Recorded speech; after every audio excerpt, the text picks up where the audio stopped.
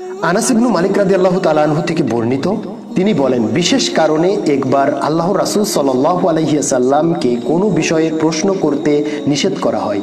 এই সাময়িক নিষেধাজ্ঞা কেবল আমাদের জন্য প্রযোজ্য ছিল। তাই আমরা চাইতাম গ্রাম থেকে কোনো বুদ্ধিমান লোক এসে তাকে প্রশ্ন করুক আর আমরা তা শুনি। তারপর একদিন গ্রাম থেকে এক ব্যক্তি এসে বলল, হে মুহাম্মদ সাল্লাল্লাহু আলাইহি ওয়াসাল্লাম, আমাদের কাছে আপনার দূত এসে বলেছে আপনি নিজেকে আল্লাহর রাসূল হিসাবে দাবি করেছেন। আল্লাহর রাসূল সাল্লাল্লাহু আলাইহি ওয়াসাল্লাম বলেন, সে সত্য বলেছে। আগন্তুক তখন জিজ্ঞেস করলো, আসমান কে সৃষ্টি করেছেন?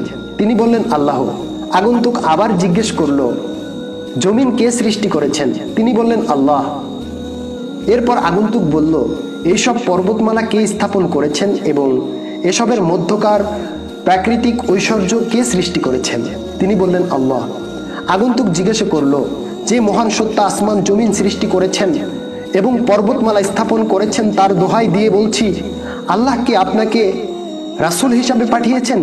তিনি বললেন, হ্যাঁ। আগন্তুক বলল, আপনার দূত বলেছে দিনে রাতে আমাদের উপর 5 ওয়াক্ত সালাত ফরজ। তিনি বললেন, সে ঠিকই বলেছে। আগন্তুক বলল, যে মহান সত্তা আপনাকে রাসূল রূপে পাঠিয়েছেন তার দোহাই দিয়ে বলছি, আল্লাহই কি আপনাকে নির্দেশ দিয়েছেন? তিনি বললেন, হ্যাঁ। আগন্তুক বলল, আপনার দূত বলেছে আমাদের উপর আমাদের মালের যাকাত দেওয়া ফরজ। তিনি বললেন, হ্যাঁ, সে ঠিকই বলেছে। আগন্তুক বলল, যিনি আপনাকে রাসূল রূপে পাঠিয়েছেন তার কসম, আল্লাহ কি আপনাকে এই নির্দেশ দিয়েছেন? তিনি বললেন, হ্যাঁ। আগন্তুক বলল, আপনার দূত বলেছে প্রতি বছর রমাদান মাসে সিয়াম পালন করা আমাদের উপর ফরজ। তিনি বললেন, হ্যাঁ, সে ঠিকই বলেছে। আগন্তুক বলল, আপনার দূত বলেছে আমাদের মধ্যে যে বাইতুল্লাহ যেতে সক্ষম তার উপর হজ ফরজ। তিনি বললেন, সে সত্য কথাই বলেছে।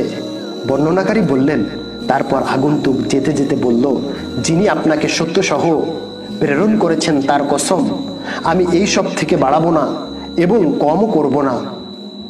এ কথা শুনে নবীজি সাল্লাল্লাহু আলাইহি সাল্লাম বললেন, লোকটি তার কথা রক্ষা করলে অবশ্যই জান্নাতি হবে। হাদিসটি বুখারী শরীফের 63 নম্বর হাদিস, মুসলিম শরীফের 12 নম্বর হাদিস, তিরমিজি শরীফের 619 নম্বর হাদিস, নাসাই শরীফের 2091 নম্বর হাদিস, আবু দাউদ শরীফের 486 নম্বর হাদিস, ইবনু মাজাহ শরীফের 1402 নম্বর হাদিস।